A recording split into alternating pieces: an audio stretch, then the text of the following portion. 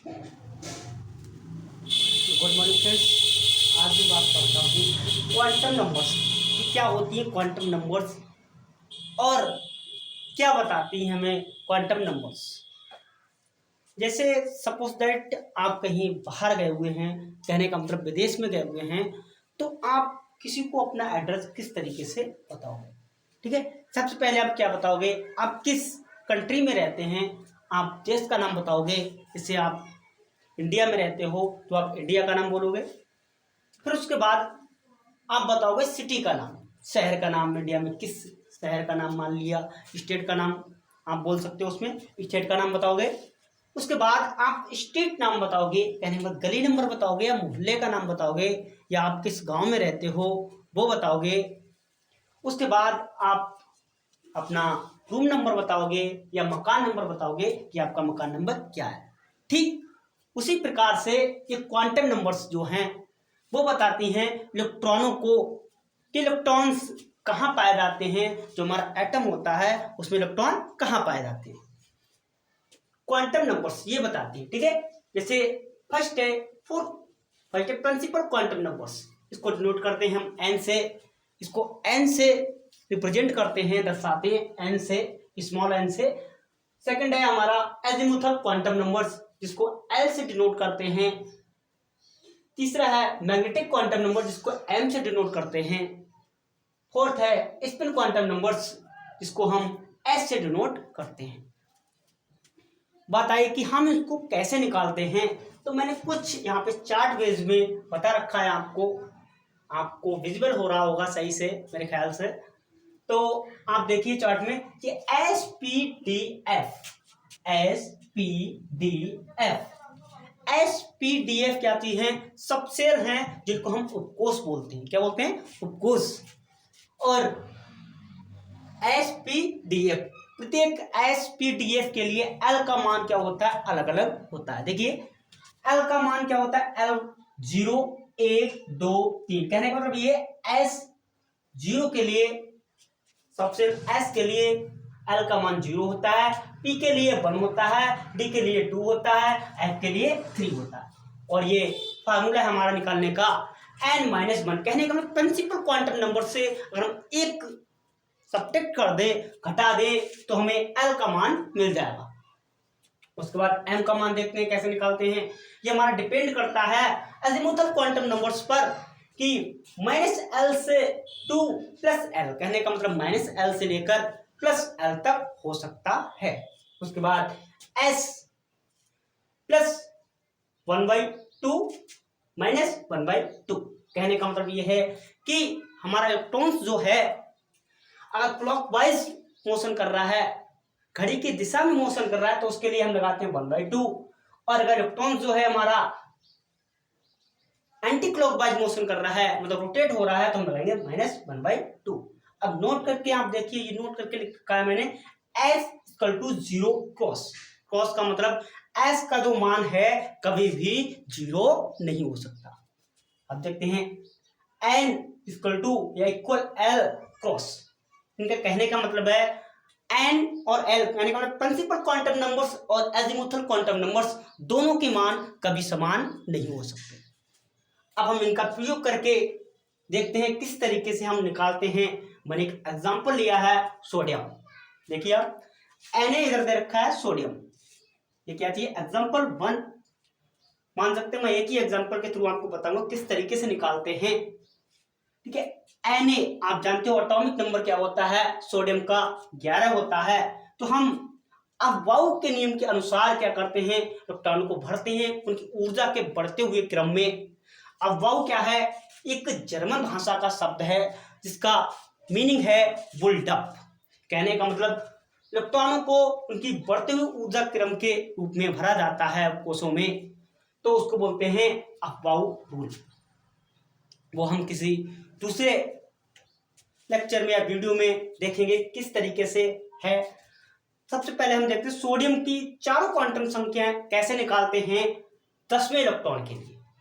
मुझे 10वां जो इलेक्ट्रॉन है, अंतिम जो 10वां इलेक्ट्रॉन है, उसकी हम कैसे निकालेंगे। आपको अंतिम इलेक्ट्रॉन 11वां भी पूछ सकता है, मैंने यहाँ 10वां केस लिया है, किस तरीके से निकालते देखिए। पहले हम देखते हैं एन कैसे आएगी, हमारे प्रिंसिपल क्वांटम नंबर्स एन कैसे आएगी। जो आपको यहाँ पे 2 दे रखा है, 10वां इसमें होगा, देखिए 2 2 4 और 6 10, मतलब 10वां क्या होगा, इसके अंदर होगा, इसके अंदर 2p6 के अंदर होगा हमारा 10वां इलेक्ट्रॉन।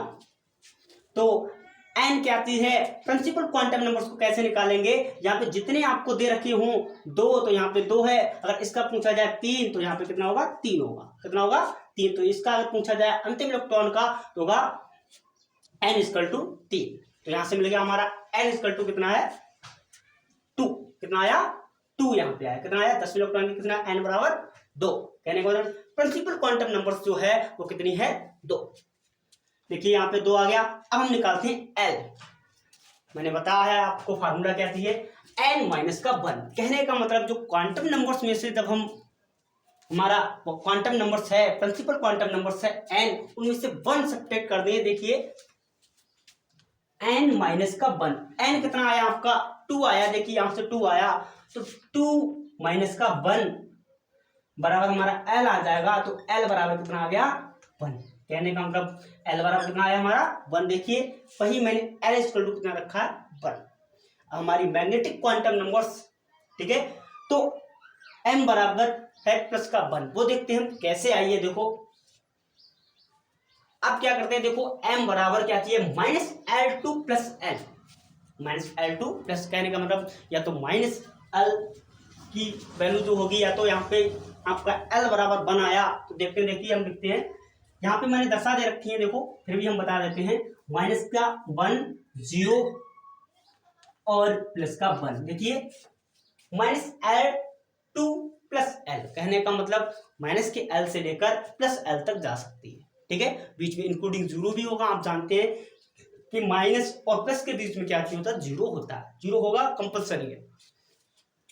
हमारा m बराबर +1 कैसे आया वो हम देखते हैं कि 0 भी तो हो सकता था, +1 ही क्यों है, -1 भी हो सकता था। आप निकाल सकते हैं m का मान कैसे निकलता है। देखिए यहाँ पे क्या चाहिए आपका p है, देखिए 2p, तो हम लिखेंगे p के ऑर्बिटल्स जो हैं, कक्षक हैं, मैंने यहाँ बना रखे हैं। आप जानते हैं कि p में कितने होते हैं, 3 कक्षक होते हैं। कितने ऑर्बिटल्स होते हैं, 3। देखिए 1 2 3, 1 2 3। अब देखिए यहाँ पे मैंने -1 0 +1 दे रखा है यहाँ पे। देखिए अब हम इलेक्ट्रॉनों की काउंटिंग करते हैं कि 10वां इलेक्ट्रॉन हमारा कहाँ होगा। देखिए आप जानते हैं 2 2 4, मतलब 2 2 कितने हो गए 4, 2 2 का 4, सम कितना होता है 4। अब देखिए 4 यहाँ हो गए, तो यहाँ काउंटिंग करते हैं, इस वाले को देखते हैं 5 6 7 8 9 10। आप देखिए 10वां इलेक्ट्रॉन जो है हमारा यहाँ पर आया। अब देखिए 10वां इलेक्ट्रॉन जो m बराबर इसके ऊपर वाला, देखिए ये हमने m की वैल्यूज जो हैं यहाँ पुट कर रखी हैं। देखिए m इक्वल टू कितना है, यहाँ पे 10वां इलेक्ट्रॉन जो है +1 है। ऊपर देखिए कि m की जो वैल्यू है वो कितनी है, +1 है। देखिए 10वां इलेक्ट्रॉन इस ऑर्बिटल्स में है, तो m बराबर कितना ऊपर प्लस का, देखिए प्लस का है, तो हमारा ये क्या चीज है प्लस का। यही जो वैल्यूज हैं, ये देखिए आप यहाँ पे जो वैल्यूज दे रखी है वही ऊपर देखिए पुट ऑफ है। देखिए आप ये -1 0 +1, देखिए -1 0 +1। अब यहां से देखिए 10वां इलेक्ट्रॉन हमारा कौन सा, ये कौन सा है, 10वां इलेक्ट्रॉन है, कौन सा है 10वां। तो m बराबर देखिए यहां से मिला हमें कितना मिला, +1, ठीक है। अब हम देखते हैं s, मतलब स्पिन क्वांटम नंबर्स कैसे निकालते हैं वो देखते हैं। देखिए स्पिन क्वांटम नंबर्स का मान मैंने बता रखा है, कभी भी 0 नहीं हो सकता, कभी भी 0 नहीं हो सकता। तो हम इसमें कैसे निकालें, देखिए अगर हमारा इलेक्ट्रॉन जो है क्लॉकवाइज मोशन कर रहा है, मतलब रोटेट हो रहा है क्लॉकवाइज, तो हम उसको +1/2 लिखते हैं। अगर हमारा एंटी क्लॉकवाइज मोशन कर रहा है, कहने घड़ी को उल्टी दिशा में मोशन कर रहा है, तो हमारा क्या होगा -1/2। अब देखिए 10वां इलेक्ट्रॉन हमारा ये है, ये वाला हम डिनोट करते हैं कि इधर वाला मानते हैं कि हमारा क्लॉकवाइज, और इधर वाले को क्या मानते हैं, एंटी क्लॉकवाइज, ठीक है। जो हमारा लेफ्ट हैंड साइड वाला होता है उसको मानते हैं कि हमारा क्लॉकवाइज है, और राइट हैंड साइड वाला जो होता है इलेक्ट्रॉन वो क्या होता है, एंटी क्लॉकवाइज होता है। कैसा होता है? Anti clockwise. आप देखिए ये वाला कैसा क्लॉकवाइज, ये कैसा एंटी क्लॉकवाइज, ये कैसा क्लॉकवाइज, ये कैसा एंटी क्लॉकवाइज, ये क्लॉकवाइज, ये कैसा एंटी क्लॉकवाइज, ये कैसा एंटी क्लॉकवाइज। तो इसीलिए हमने क्या रखा, x इक्वल टू कितना रखा, -1। मतलब इसके लिए क्या होगा, अगर इस तरीके से दे रखा है, देखिए अगर इस तरीके से आती है किसी भी इलेक्ट्रॉन्स की काउंटिंग जो होती है, इस तरीके से आ जाता है इलेक्ट्रॉन, तो क्या करते हैं, इसके लिए लिखते हैं -1/2। और अगर इस तरीके से आ जाए तो क्या लिखेंगे, +1/2। ठीक है, इस तरीके से हम क्या कर सकते हैं, चारों क्वांटम संख्याओं के मान निकाल सकते हैं। और कॉम्पिटिटिव एग्जाम में जो आपके प्रयोगात्मक परीक्षाएं या प्रतियोगी परीक्षाएं जो होती हैं, उन इस तरीके से पूछा जाता है। ठीक है, कंपटीशन जो होती हैं IIT, JEE, नीट, उनमें क्या होता है, आपको इसका उल्टा रिवर्स करके भी पूछ सकते हैं। ठीक है, तो आप क्या करें, इसको अच्छी तरीके से क्या करें, याद करें, लर्न करें। अगर आपको ये याद है तो अच्छी तरीके से निकाल सकते हैं, बेझिझक होके आप निकाल सकते हैं।